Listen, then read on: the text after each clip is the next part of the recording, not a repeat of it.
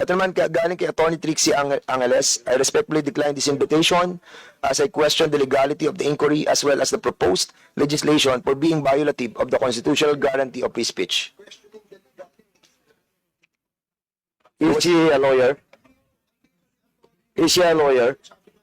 Yes, Atty. Trixie. A lawyer. I think, attorney. So what's the pleasure of the body? Mr. Chairman, I might have two motions, Mr. Chairman. First motion, Mr. Chairman, is to issue a show cause order to Attorney what? Trixie Angeles. Attorney Angeles. Shokos din yan. That is my first motion, Mr. Chairman. Those people who offered an excuse for their absence, it's up for the committee to determine whether the excuse is acceptable or not. Thank you, Mr. Chair. Okay, I think we have so many excuse letters that were given to us by the COMSEC. Mr. Chair, And particularly yes, the excuse order, the excuse letter of this Miss Elizabeth Joey Cruz. She said, I know that the time of the committee is precious and I am coming from deep concern on prudent utilization of public resources. Mr. Chair, this is contemptible. This is not respecting this committee. How dare she would say the prudent utilization of public resources? I therefore make a motion, Mr. Chair, that we issue a show cause order on this Elizabeth Joey Cruz. I move therefore, Mr. Chair. so there's a motion to issue a shokos order to that resource person. What's the name? Elizabeth Cruz. And there was a second motion. Any objection? Hearing that, the said motion is now approved. Yun po yung merong excuse letter. And there's still a lot. Like, for example, yung kay Sean Wayne, kay Maui Spencer, kay Ethel Garcia. But you have to read the content of their excuse letter. Like, for example, one of these, you want to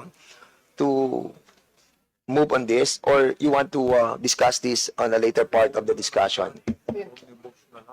Or you want to have an omnibus motion with all of this, But there are excuse letters which are valid. Like, for example, this personality, nasa Singapore siya. So, katulad ito, out of the country, si Maui Spencer, for not being there in our country yet. Nasa Singapore siya for vacation. So, I think, excuse yung kanyang, yung Attorney Abiles, sige.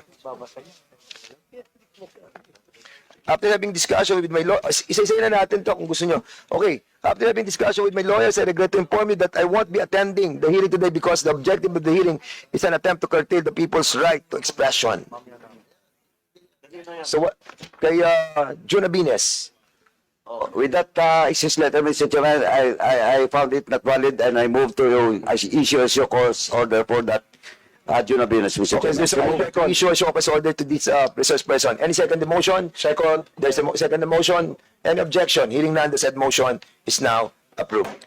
Okay, Mr. Chair, if I may. Go ahead. Mr. Chair, para lang doon sa mga nanonood, ito pong hearing na ito ay hindi para kitilin o isuppress yung freedom of speech nila. Wala ho kaming ganong layunin. Ang layunin po natin dito ay gawan ng pulisiya ang paggamit ng social media platforms. Dapat po meron tayong disiplina, meron tayong code of conduct, meron tayong ethics sa paggamit nitong social media. Hindi yung pagbukas mo ng social media, magmumura ka. Meron dyan, nagso-social media, nagbablog, walang ginawa araw-araw kundi manawagan ng kaguluhan sa ating bansa, nananawagan ng people power, nananawagan ng kudeta. Yung ba ay tama, Mr. Chair? Ang punto lang natin dito is magkaroon tayo ng ganitong ng regulasyon o regulatory policy para kagaya po ng mga broadcasters, meron po silang KBP, kagaya po ng mga manunulat sa dyaryo, meron po silang NUJP. they're all bound by rules and regulations. But in this social media, the use of social media platforms, unfortunately, wala po tayong ganyan sa ngayon. At hindi po pwede na gawin pong rason ng mga yan na meron tayong freedom, na kinekertail natin yung freedom of speech nila. Huwag niyo pong lokohin ang taong bayan. Wala hong curtailment o suppression ng freedom of speech dito. Kaya nga kayo inimbita rito eh. Diba? Kaya kayo inimbita dito para makapagpahayag din kayo. Hindi po ba yan ay tamang freedom of expression? Ba't ngayon nagpapadala kayo ng mga sulat na hindi kayo pwede kasi hindi kayo naniniwala sa layunin ng pagdinig na ito? Wag po kayo magtago sa mga ganyan. Ang tatapang nyo, sabi nga ni Congressman Abante, in the advent of social media, suddenly Filipinos become political analysts. They become journalists. They become experts. We need your wisdom. Diba? Kayo, ang gagaling nyo magtuligsa eh. Dito nyo gawin para nang sa ganun, makagawa tayo ng isang polisiya na hindi po maabuso ito. Ngayon, nandiyan kayo sa social media. Kung mag-retire kayo, wala na kayo, hindi na kayo nagbablog. Paano kaya yung mga susunod na mga vloggers? Yun lamang po ang layunin natin dito. Kaya huwag kayong magdahilan na hindi kayo nagpupunta rito dahil hindi kayo pupunta dito kasi hindi kayo naniniwala sa layunin ng investigasyon na ito. We want to craft a policy, a remedial legislation so that there will be discipline and code of ethics in the practice and use of our social media platform, Mr. Chair. Thank you. 7 na lang naman pala to. So, tapusin na natin. Maikli na lang to. Ito may excuse letter din si Mark Anthony de la Cruz Lopez. I was supposed to stand in front of this committee today in what has been asserted as inquiry on fake news peddlers, narco-bloggers, and Pogo-funded bloggers in aid of legislation. I would have loved to really open up and tell you my story on how I evolved from being an ordinary citizen. Mahaba po siya, mga 5 pages siya. Pero tinitingnan ko po, you see Mr. Fernandez and Barbers, I reiterate that I am a citizen of the Republic and I actually understand that the premise of your so-called inquiry is without basis, nor cannot understand on solid legal ground. I therefore invoke my rights as provided for in the Constitution and decline your invitation. So, mahaba po yung kanyang letter and I cannot understand fully, but this is the content of the letter. So, what's the pleasure of the body? Mr. Chairman, once again, the letter, excuse letter that was sent to this committee is not valid. I move to issue a cause order for that invited guest. Okay, there's a motion to issue a cause order to Mr. Mark Anthony Lopez. Any second the motion? Second. Any objection? Hearing none? Yes, the said motion is now approved. Okay, ito naman galing kay Attorney Trixie Angeles. I respectfully decline this invitation as I question the legality of the inquiry as well as the proposed legislation for being violative of the constitutional guarantee of free speech. Is she a lawyer? Is she a lawyer? Yes, Attorney Trixie. A lawyer. I think, attorney. So what's the pleasure of the body? Mr. Chairman, I might have two motions, Mr. Chairman. First motion, Mr. Chairman, is to issue a show cause order to attorney what? Trixie Angeles. Attorney Angeles.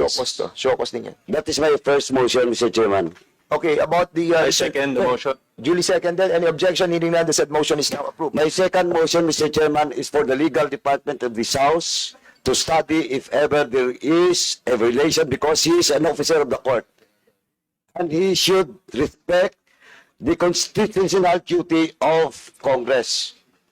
And question of legality, Mr. Chairman, I respectfully move that we will consult the legal department of this House for a possible disbarment case against Attorney Trixie, ano pinito? Angeles po. So move, Mr. Chairman. The COMSEC is hereby directed. Oh, no, it's a motion. So there's a motion to... Second. Wait. Your motion is to ask the legal The department. legal department for a possible disbursement case against Attorney Trixie Angeles. So there's a motion cited by Congressman Paduano. Any second the motion? Duly seconded. Any objection? Hearing none, the said motion is now approved. About Richard Mata, thank you for your invitation. I just received this yesterday, just a day before the event. I consulted my lawyer and was advised not to attend. The late invitation plus the unclear purpose of the event, we support the freedom of speech. So, what's the pleasure of this body? The same thing with the others, Mr. Chair. I would like to make a motion I think to we have a issue Coach Shoko's order. No.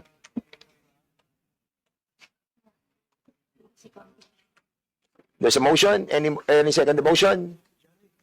Duly second. Any objection? Hearing none, the said motion is now approved. About the Aaron Peña.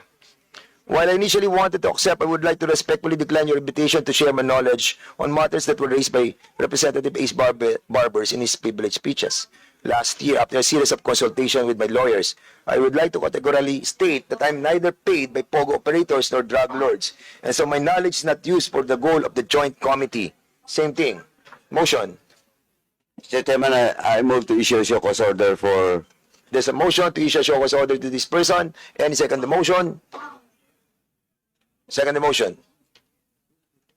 Duly seconded. And objection, hearing none, the said motion is approved. And Kisette Chu. This in reference to your invitation to the joint inquiry congressional hearing on social media. After careful consideration, I would like to respectfully turn down your invitation due to these following reasons. Mahaba po yung reasons. 4 pages.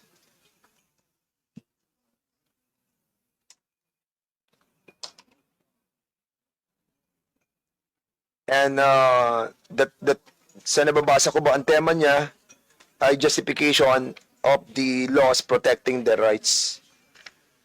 So I think, what's the pleasure again? I think it's not about health reasons or whatever. It's also justifying not to be present on today's hearing.